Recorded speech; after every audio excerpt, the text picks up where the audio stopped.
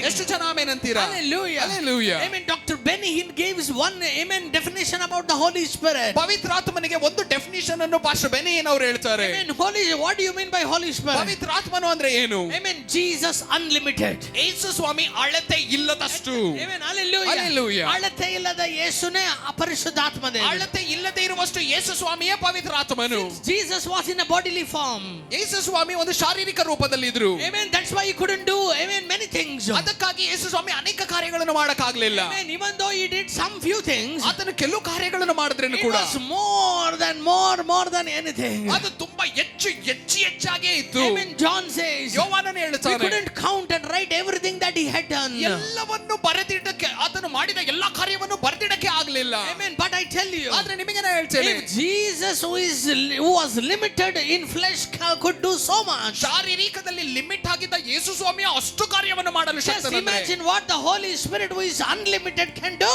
ನೆನೆಸಿ, ಅನ್ಲಿಮಿಟೆಡ್ ಆಗಿರುವಂತ ಪವಿತ್ರಾತ್ಮನು ಇನ್ನೂ ಎಷ್ಟು ಮಾಡಲು ಶಕ್ತನು. If you and I allow the Holy Spirit to work in us, just imagine what he can do in our life. ನೀನು ನಾನು ಪವಿತ್ರಾತ್ಮನು ನಮ್ಮ ಜೀವನದಲ್ಲಿ ಕಾರ್ಯ ಮಾಡುವುದಕ್ಕೆ ಅನುಮತಿ ಕೊಟ್ರೆ ನೆನೆಸಿ ನೋಡಿ ಆತನು ಎಷ್ಟು ಮಾಡಲು ಶಕ್ತನು ಅಂತ. I tell you, on this first day of this June, ಈ ಒಂದು ಜೂನಿನ ಮೊದಲನೇ ದಿನವೇ ನಿಮಗೆ the ಹೇಳ್ತೇನೆ, Holy Spirit is not looking at your eligibility. ನೀನು ಯೋಗ್ಯನ ಅಂತ ಪವಿತ್ರಾತ್ಮನು ನಿನ್ನನ್ನು ನೋಡ್ತಾ The ಇಲ್ಲ. Holy Spirit is not looking at your talents or strength. ನಿನ್ನ ತಾಲಾಂತೋ ನಿನ್ನ ಬಲವನ್ನು ಪವಿತ್ರಾತ್ಮನು ಇವತ್ತು ನೋಡ್ತಾ ಇಲ್ಲ.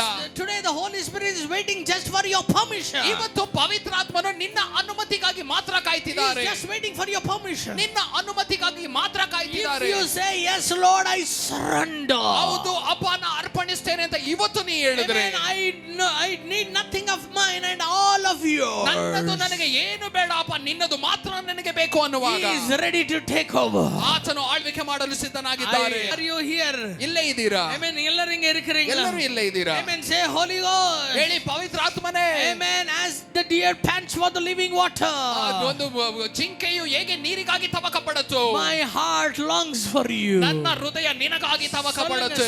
சொல்லுங்க. ಹೇಳಿ. As a parched ground desires for the water, ಹೇಗೆ ಒಂದು ಒಣಗಿದ ಭೂಮಿ ನೀರಿಗಾಗಿ ತವಕ ಪಡುತ್ತೋ, Lord, my soul longeth for you. ಅಪ್ಪ ನನ್ನ ಆತ್ಮ ನಿನಗಾಗಿ ಬಯಸುತ್ತೆ. Amen. சொல்லுங்க.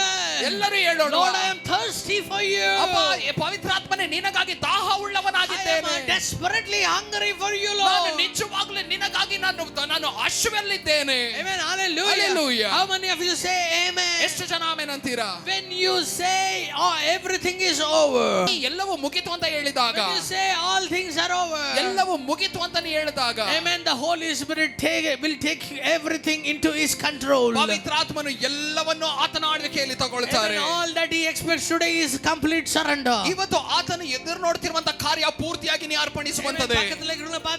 ಪಕ್ಕದಲ್ಲಿ ಇರೋರ್ನ ನೋಡಿ ಹೇಳಿ, amen. Let us surrender to the Holy Spirit, brother. ನಾವು ಪವಿತ್ರಾತ್ಮನಿಗೆ ಅರ್ಪಣಿಸೋಣ. Amen. This June month, ಈ ಜೂನ್ ತಿಂಗಳು is all about Holy Spirit. ಬರೀ ಪವಿತ್ರಾತ್ಮನು ಮಾತ್ರ. Amen. Hallelujah. Hallelujah. Amen. Holy Spirit ಬಂದ பிறகுதான் சபையே உண்டானது. ಪವಿತ್ರಾತ್ಮನು ಬಂದ ನಂತರನೇ ಸಭೆಯು ಉಂಟಾಯಿತು. Amen. ஆவியானவரினாலதான் சபையே, ஆவியானவருக்காகதான் சபை, ஆவியானவரினாலதான் சபை பரலோகத்துக்கு எடுக்கப்பட போகிறது. ಪವಿತ್ರಾತ್ಮನಿಂದಲೇ ಸಭೆಯು, ಪವಿತ್ರಾತ್ಮನ ಮೂಲಕವೇ ಸಭೆಯು, ಸಭೆಯ ಪವಿತ್ರಾತ್ಮನಿಗೆ, ಪವಿತ್ರಾತ್ಮನೇ ಸಭೆಯನ್ನು ಪರಲೋಕಕ್ಕೆ ಕರ್ಕೊಂಡು ಹೋಗುವಾತನು. Hallelujah. Hallelujah. Hallelujah. Hallelujah. Are you happy? ಸಂತೋಷವಾಗಿದ್ದೀರಾ? Are you happy? ಸಂತೋಷವಾಗಿದ್ದೀರಾ?